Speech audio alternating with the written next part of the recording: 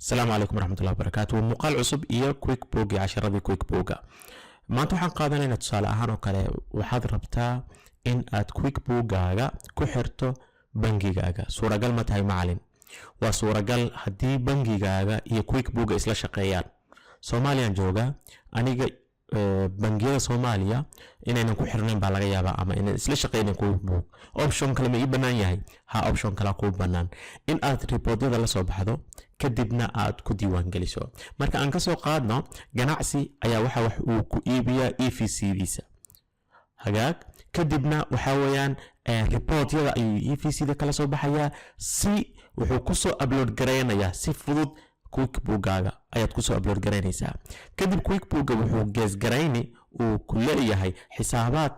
xisaabaadka ay noqon lahaayeen. halkaasi ayaa si fudud meeshaad hal aad u diiwaan gelin lahayd ayaa waxaad awoodaa in diiwaan geliso click yar intaad samayso kadibna aad samayso. طبعا waan isla fiirin doonaa insha Allah taala marka ugu horeyso bal aan fiirino qaabka bangiga loogu xiro kadibna waxaan soo qaadan doonaa optionka aan isla yahay dhammaan dadka oo dhan waxa weeyaan available ayuu u ahaanayaa oo ah reportyadooda inta ay la soo degaan in ay ku soo upload gareeyaan quick book-ga. طبعا EFC da waxaad kala soo degi kartaa bangiyada dhan waxaad kala soo degi kartaa quick book waxaad kala soo degi kartaa waan ka wadaa report maalinle ah bille isbuuci inta aad rabto. bismillaahi aan isla bilaawno. hagaag marka ugu horeysa waxaad imaanaysaa qaybtan bookkeeping ayaad imaanaysaa kadib waxaad ka tagaysaa qaybtan transactionka. markaad intaad imaato aan iska xirno meeshan weeye meesha aan rabno inaan ku shaqeyno. hagaag labadan xisaab ayaa hadda waxa weeyaan ii waxaysan. marka waxaan rabaa inaan ku shaqeeyo xisaabkan oo ah EFC-da ayaan rabaa xisaabkan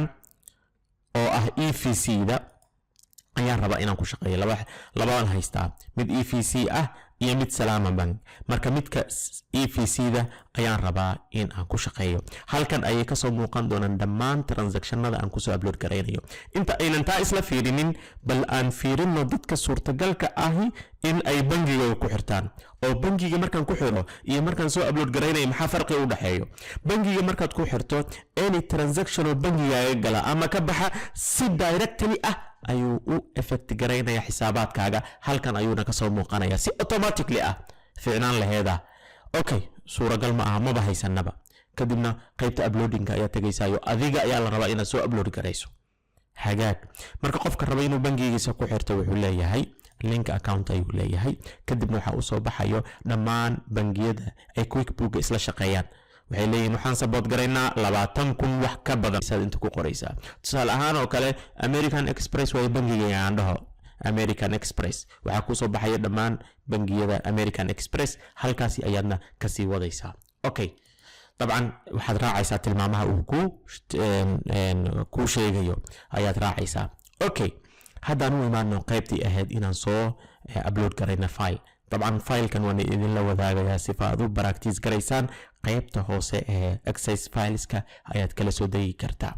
halkan waxaanu joognaa in aan idin faa'iideyno oonan idinku guumaysanin aqoonta quick book-ga. hagaag okay marka aan rabo inaan soo gudbiyo aan soo upload gareeyo maxaan leeyahay qaybtan aan ku dhufanayaa kadib upload file ayaan leeyahay kadib waxaan leeyahay qaybtan ayaan imaanayaa. qaybtan markaan imaado طبعا waxaad akhrisaa waa inay ahaataa statementiga waa inuu yahay formatkan waa inuu yahay hadduunan ahayn hadee dib u hagaaji qareen uga dhigaa dheh. okay kadib waxaad ku dhufanaysaa qaybtan. markaad ku dhufato waxaa ku soo baxayo qaybtii aad rabtay inaad soo upload gareyso. markii aad soo upload gareyso kadib waxaad leedahay continue. su'aalo dhowr ayaad ka jawaabaysaa ila soco. أول شيء سؤالشان كجوابنا وامحي بنجيجن ريبورت كان أسوأ أبلود جرينيسو بنجيجت كلا صوب حدي وحن كلا صوب حي EFC دان كلا صوب حي. أوكي سيوت سؤالهن وين سيوت ده. أوكي فايل كان موتا وحيد رسأة عناوين مليه هي هاوليه هي ما يقع كولم أي كقريهين amounts قيمة لبا كولم كي إحنا بسوق جليان كولم كي إحنا بحيان. hagaag formatku waa maxay? bisha ama date kan ka wadaaye waxa weeyaan waa bil kadibna date kadibna year. طبعا waa inaad fiirisaa waxa ku soo baxay iyo formatka. haddii aad intaas samayn weyso waxa weeyaan madaxu isla gelayaan hadhowna waxaad leedahay waxba iga halaabay instructionka raac hagaag kadib qaybtii ugu dambaysa aad ka jawaabaysaa waxaad leedahay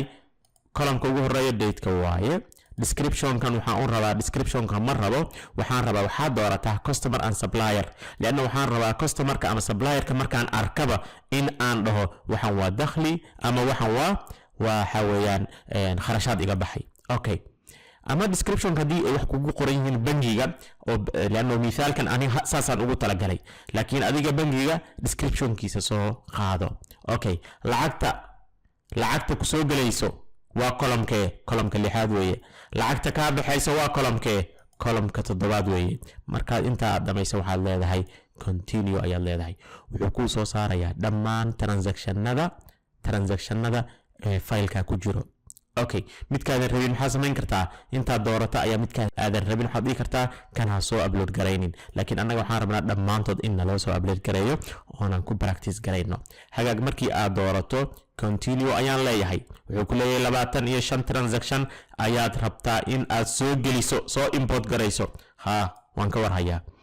kadib waxaa kuu soo baxayo in aad arrintaasi ay dhammaatay next step-na ay tahay transactionadan inaad aqbasho inaad review garayso okay waxaan leenahay dhan ayaan leenahay hadaayay meeshan waxa weeyaan 25tii transaction ee soo galay inta ayay kaaga soo baxaysaa hadaayay wax transaction kuma jirin hoos hadaad u degtana waxaad arkaysaa dhammaan transactionadii in ay halkan kaaga soo baxeen okay waxaan qaadan doonaa dhowr mawaadiic baan qaadan doonaa mawduuca ugu horeeyo sidee baan u samayn karaa categorize sidee baan u samayn karaayo on مثلا meeshan oo kale customer A lacagtan labada مثلا meeshan oo kale customer A lacagtan $200 dakhligan wuxuu ka imaaday service aad gudbisay mise alaabaad gaday inaad adiga ka shaqaysaa la rabaa dabcan waa inaad description markaad akhriso waad garanaysaa wuxuu ahaa inaad wax iibisay inay ahaayeen khidmo aad gudbisay iyo macmiilkii iyo wixii oo dhan hagaag marka hore categorize baan sameynaynaa by each mid marka labaad waxaan sameynaynaa dhowr ayaan hal mar categorize isla sameynaynaa dhowr xabaan hal mar categorize isla sameynaynaa sifa hadii ay file-ku uu badan yahay qaabkaad ku soo ayna badan yihiin waxyaalaha badan ay soo laabanayo kadib waxaan isla fiirin doonaa rule inaan abuurno oon dhahno wax walba oo sidaasi ah ka imaanayo maxaa la dhihi jiray customerkaas ama supplierkaasi waxaad ka dhigtaas khaanada noogu rid okay qaybtaasaan isla baran doonaa ee marka ugu horeysa aan ka bilowno tusaale ahaan oo kale aan categorize garayno carwadan haddaad xasuusataan waxaan u qabanay service aan u gudbinay marka service revenue ayaan leenahay marka service revenue aad dhahdo dabcan meemada inta waad bedeli kartaa waxaan dhihi karnaa مثلا accounting service ayay ahayd service okay waad bedeli kartaa accounting service ayay ahayd okay markii aad sidaas samayso waxaad leedahay add markaad ku darto xisaabkan waxa uu ka baxayaa transactionadan intuu ka baxo qaybta for review 25 ahayd intay ka baxdo ayay xisaabaadkaaga si toos ah u saameynayaan oo hadda way diiwaan gashay macallin dib loo celin karaa haddii aan khaldamo undo badlada undo haddaan dhahno qaybtan haddana waa soo baxaysaa 25 noqonaysaa xisaabaadkaaga way ka baxayaan okay bal mid kale aan samayno anyone aan isla dooranno tusaale ahaan oo kale maxamed aan dhahno maxamuudkan service revenue maynan ahayne aan saxno oon dhahno waxay ahayd sales product ayay ahayd waxaan ka iibinay sales product ayay ahayd wixii aan ka iibinay hagaag okay kadibna aan dhahno dabcan waad ku dari kartaa waxaan ka gadnay waa muxuu ahaa software ayaan ka gadnay software ayaan ka gadnay kadib aan dhahno markaad dhahdo meeshii hadaayay 24tii waxay noqotay 23 oo macallin xageen kala soo baxaa waxaan kordhayo waxaad kaloo la socotaa in balancegaaga uu kordhayo mar walbaba hadda 2850 markii hore 200 uu ahaa kor ayuu kacay categorize-ka ku dhufo kadib waxaa ku imaanayo wixii aad ku soo dartay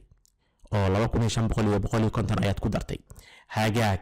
waxaan rabnaa hadda inaan sameeyno mar walbaba suuragal ma ah mid inaan u raacay waxaad i bartaa macallin hal mar inaan u raacay waxaad i bartaa macalin hal mar sidee baan si batch ah u categorize garayn karaa waxaad samayn kartaa bal magac ahaan descriptionka aan ku samayno ama payiga descriptionka aan ku samayno aan u categorize garayno ku dhufo okay waxaan rabaa qaybtani inaan hal mar aan isla waxeeyo okay cash withdraw aan rabaa inaan hal mar aan one click aan ku geeyo meeshii ay ahayd cash withdraw waxa weeyaan tusaale ahaan oo kale ka soo qaad waxaan ka dhigaynaa inaan EFC da lacag kala baxnay cashkeena lacag ahaan gacanta aan ugu haysano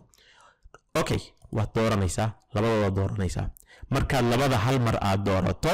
inta aad rabtaa dooranaysaa kadibna waxaad leedahay update markaad update dhahdo waxaad leedahay transfer ayay ahayd expenses ma aha okay expenses ma aha transfer ayay ahayd okay transfer hadday ahayd xagee baad ka bixisay waxa weeyaan waxaan ku transfer garaynay cashka ayaan ku transfer garaynay hagaag طبعا ma aha irrelevant way hadii aan laano lacag aan ka soo bixinay way marka beegi uma baahno bangigeena kala soo baxnay annagana gacanta ku haysano okay tag hada uma baahno kadib markii aad dhahdo labadaasi si automatically ah ayay qaybta categorization ka u galayaan khaanadii aad ugu tala gashay ee ah inay transfer yihiin hagaag apply baan dhahay apply markaan dhaho wuxuu leeyahay ma hubtaa labo xisaabaad inaad rabto inaad categorize garayso hal mar waan hubaa kadib rule ma abuuri maya rule ma abuurayo waxa weeyaan waan idin sharxi doonaa qaabka ruleka loo abuuro okay markaan sidaa aan dhahno waxa soo baxaysa meesha 23 ka ahayd waxa 21 ayaa ku hartay qaybtan aan u imaano waxa weeyaan hal mar ay soo baxday cashkii qaybtan ayayna ka soo muuqatay okay aan ku laabana meeshii hadda aan samayno in aan samayno rule ayaan isla samaynaynaa rulekan samaynayna muxuu noqonayaa inaan dhahno wax walba oo hormuud ay ku qoran tahay ama hormuud ka imaada hormuud corporationka in uu geeyo qaybtuu geynayaa wuxuu geynayaa in ay tahay kharashaad telefoon aan isticmaalnay waxaan rabnaa inaan rule abuurno waxaad imaanaysaa qaybtan ayaad imaanaysaa kadibna waxaad leedahay ruleska ayaad tagaysaa kadib waxaan leenahay new rule ayaan dhahaynaa new rule markaad dhahdo magac ayaan u bixinaynaa waxaan leenahay hormuud ayaan dhahaynaa okay lacagta haddii ay ka baxdo dhammaan bangiyadayda bangigana uu wato descriptionka ahi hormuud hadduu wato waxaad ka soo qaadaa inay kharashaad tahay waxaadna dhigtaa kharashaadka teleefanadaan leeyahay marka telephones okay telephones haddayna kuugu jirin waad kusoo dari kartaa qofka aan lacagta siinaynana yaa waaye hormuud ayaa lacagta naga aruursanayso markaad intaa samayso waxaad leedahay save garee rulekaasi markuu ruleka kuu save garaysmo waxaad ku leebanaysaa qaybtii transactionka hadday 21 ayay noo ahayd 19 ayay noqotay macnaha qaybta categorizeka marka aad tagto waxaa kuu soo baxaya dhammaan hal transaction